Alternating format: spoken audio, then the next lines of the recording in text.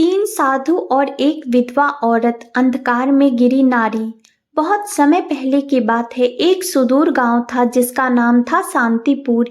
यह गांव पहाड़ों और घने जंगलों से घिरा हुआ था। यहाँ के लोग सीधे साधे थे, खेती बाड़ी करके जीवन यापन करते थे। हालांकि गांव का नाम था शांतिपुर, लेकिन वहाँ की गलियों में शांति कम और करवाहट ज्यादा थी। यह गांव अंधविश्वास और सामाजिक कुरीतियों में जकड़ा हुआ था। गांव में रहती थी एक स्त्री जिसका नाम था सुमित्रा। सुमित्रा एक विधवा थी। उसके पति की मृत्यु हुए 3 वर्ष बीत चुके थे। जब उसके पति हरिप्रसाद की बीमारी से मौत हुई, तब से उसके जीवन में सिवाय आंसुओं और तानों के कुछ भी नहीं बचा था। हरिप्रसाद गांव के एक साधारण किसान थे। उनका घर छोटा सा था, मगर उसमें सुमित्रा के साथ उनका प्यार और आपसी समझदारी बसती थी। मगर जैसे ही हरिप्रसाद की मृत्यु हुई, सुमित्रा का अंधकार में डूब गया जीवन। गांव वाले उसे एक अशुभ स्त्री मानने लगे। गांव की औरतें उसके साथ उठने बैठने से कतराती।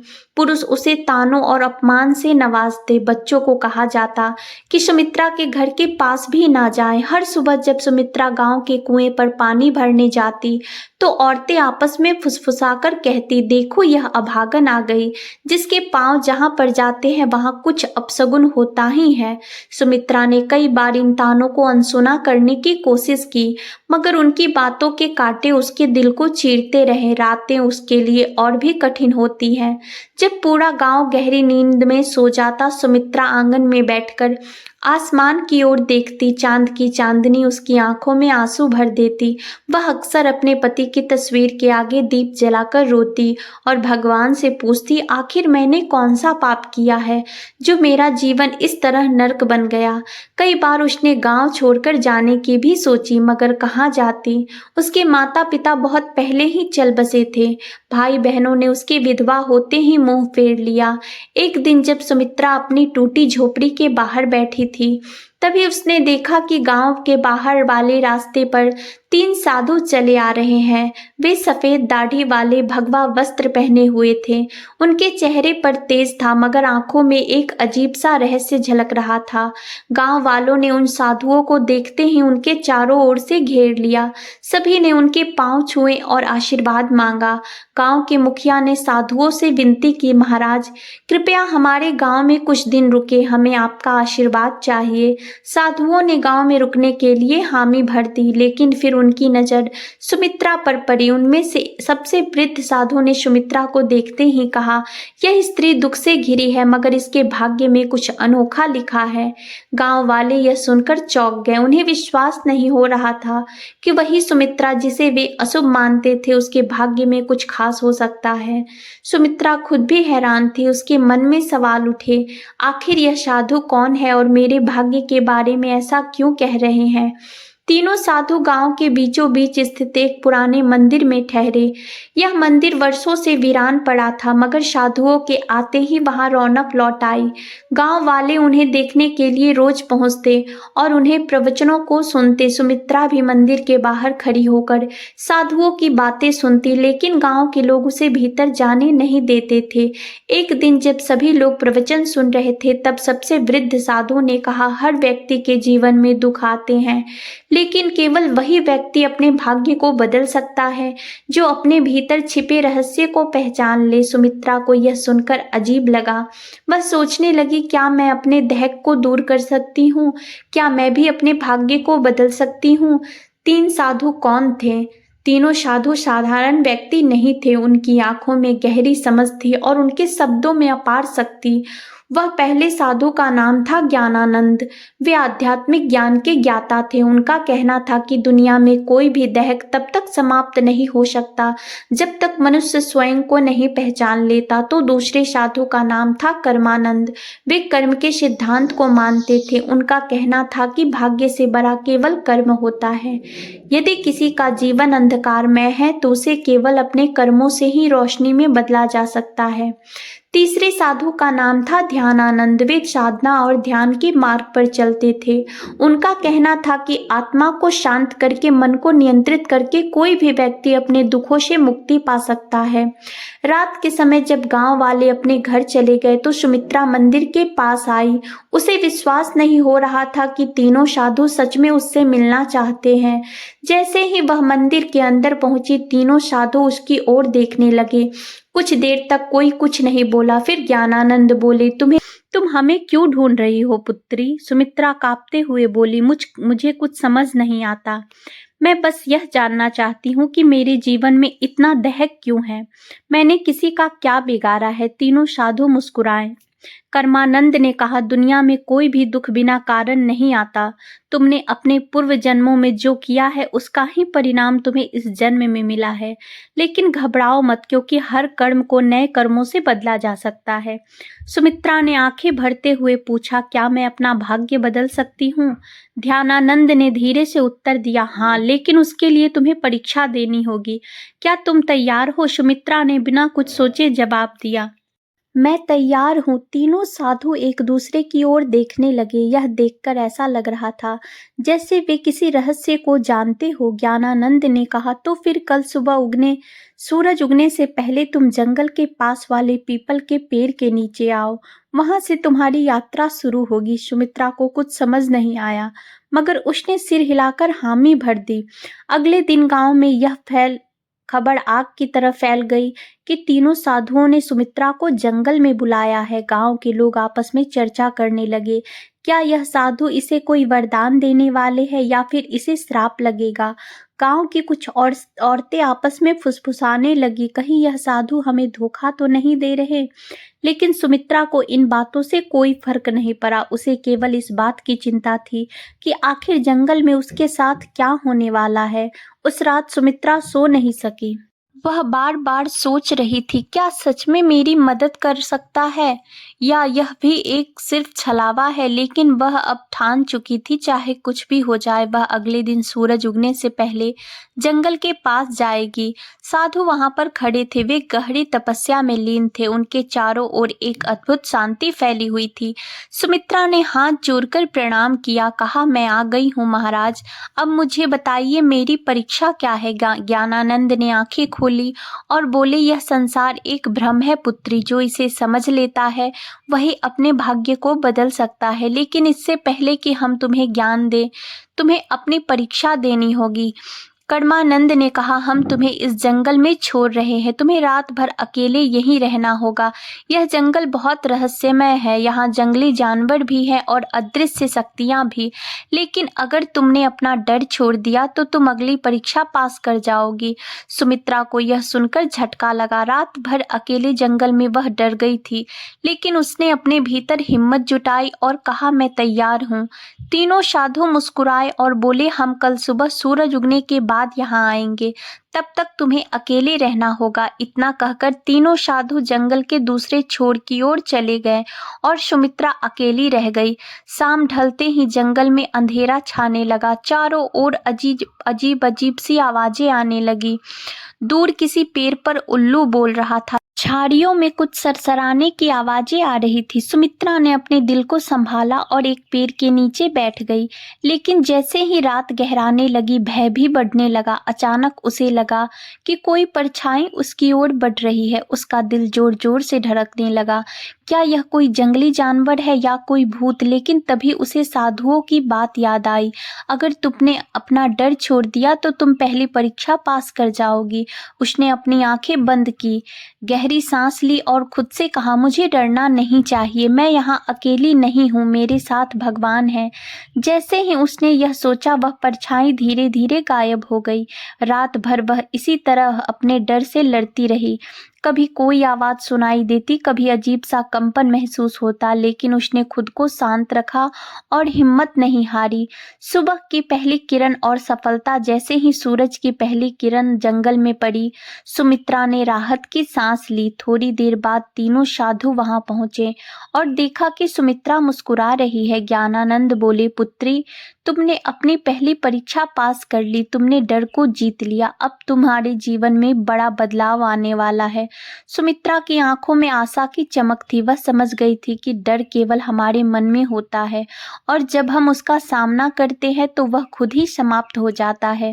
सुमित्रा की पहली जीत जंगल में भय से भरी रात बिताने के बाद सुमित्रा की आंखों में अब डर की जगह आत्मविश्वास था।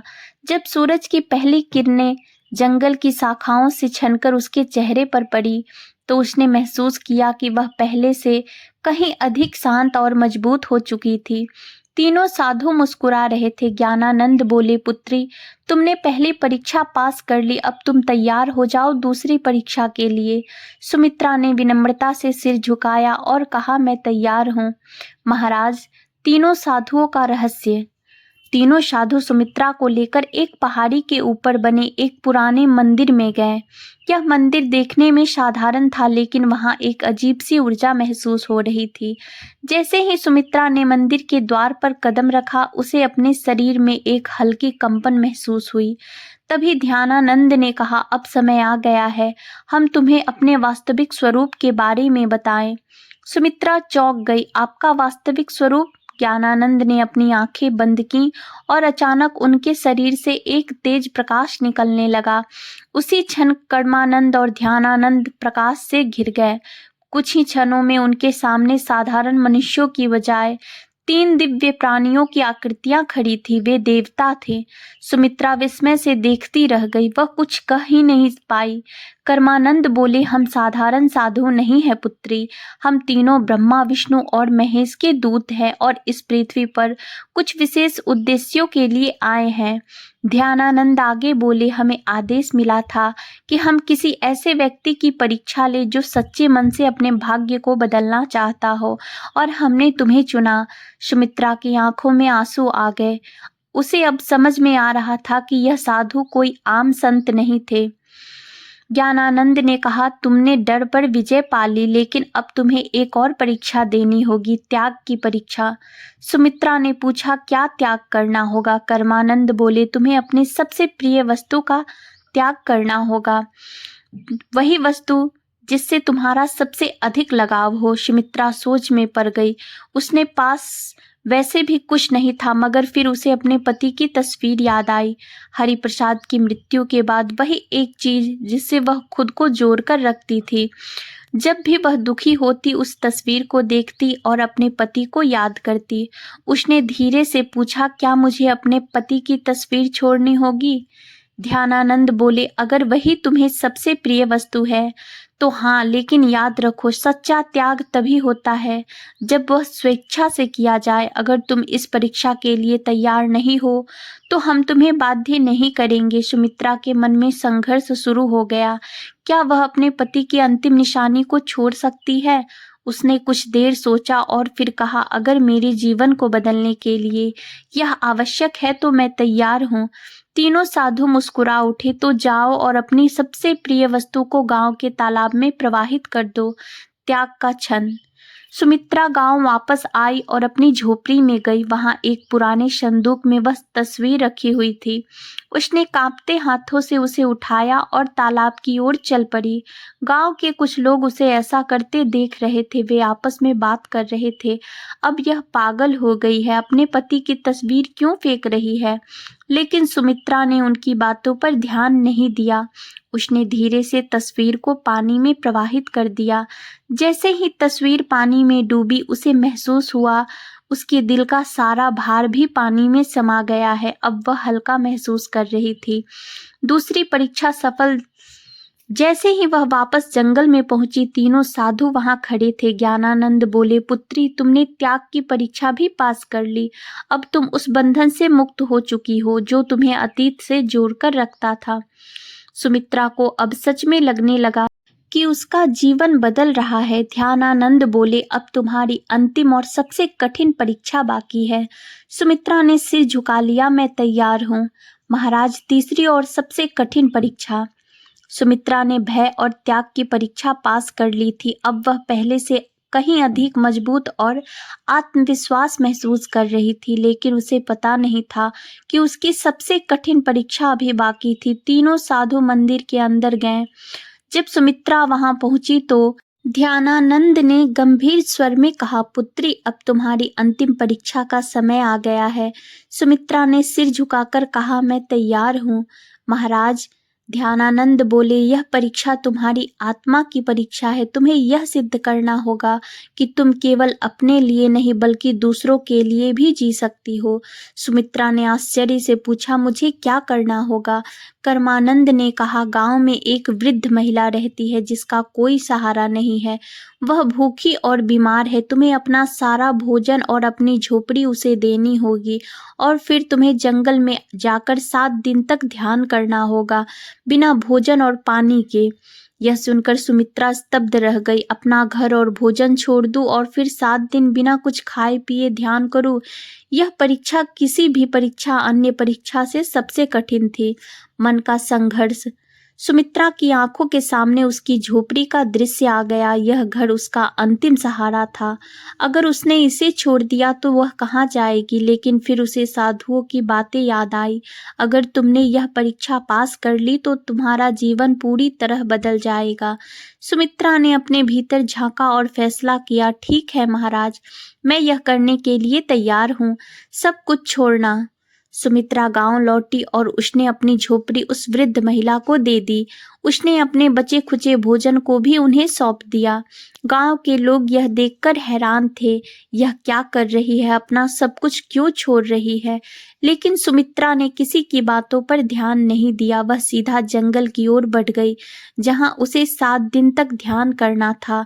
7 दिन का कठिन ध्यान। पहला दिन बीता और सुमित्रा को बहुत भूख लगी, लेकिन उसने अपनी चेतना को भटकने नहीं दिया।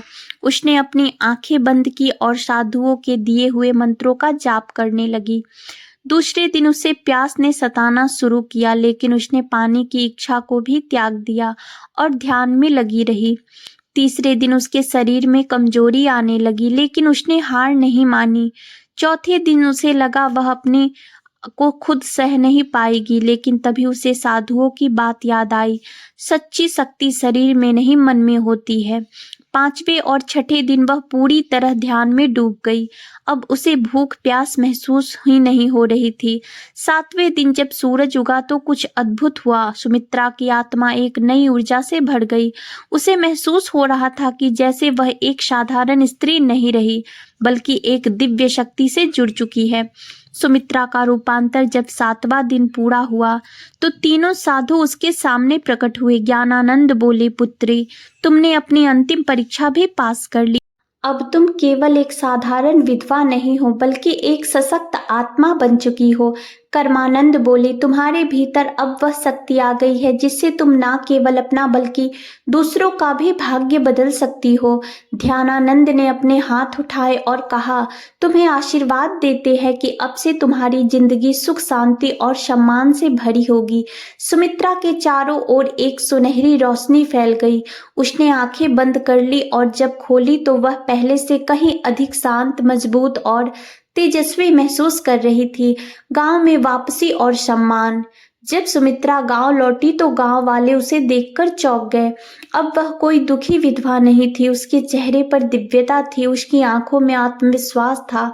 गांव के लोगों ने उसे पहले तिरस्कृत किया था, लेकिन अब वे उसके पास आकर उसके चरण छूने लगे। माँ, हमें क्षमा करो, हमने तुम्हारा अपमान किया था, लेकिन अब हमें समझ आ गया कि तुम कोई साधारण स्त्री नहीं हो। सुमित्रा मुस्कुराई और कहा, सच्ची शक्ति बाहर नहीं हमारे भीतर होती है। जब हम अपने डर, अपने मोह और अपने अहंकार को त्याग देते हैं तभी हम असली शक्ति को प्राप्त कर सकते हैं। गांव वालों ने उसे गांव की सम्माननीय महिला घोषित कर दिया। अब वह पूरे गांव की मार्गदर्शक बन चुकी थी। 3 साधुओं का आशीर्वाद और विदाई। तीनों साधु फिर से उसके सामने प्रकट हो गए। ज्ञानानंद बोले, हमारा कार्य पूरा हुआ, अब हमें वापस जाना होगा। सुमित्रा ने हाथ जोड़कर कहा, मैं आपकी आभारी हूँ महाराज। आपने मुझे सिखाया कि सच्चा सुख और शक्ति हमारे भीतर है।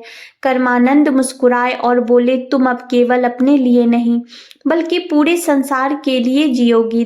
ध्यानानंद ने हाथ उठाए और आशीर्वाद दिया, तुम्हारा जीवन अब एक नई रोशनी से भरा होगा। जैसे ही उन्होंने यह कहा, तीनों साधु प्रकाश में बदलकर आकाश में विलीन हो गए। नया जीवन, नई पहचान। अब सुमित्रा सिर्फ एक विधवा नहीं थी, वह पूरे गांव की मार्गदर्शक बन चुकी थी। उसने गांव में शिक्षा, सेवा और परोपकार की एक नई लहर चलाई। जहां पहले लोग उसे अपशकुन मानते थे, अब वे उसकी सलाह के बिना कोई भी निर्णय नहीं लेते थे। अब वह सिर्फ सुमित्रा नहीं थी, वह माँ सुमित्रा बन चुकी थी। कहानी का सार: एक डर को हराकर ही हम सच्ची शक्ति पा सकते हैं। दो त्याग और समर्पण से जीवन में नई ऊंचाइयां मिलती है। सच्चा परिवर्तन बाहर से नहीं, भीतर से आता है।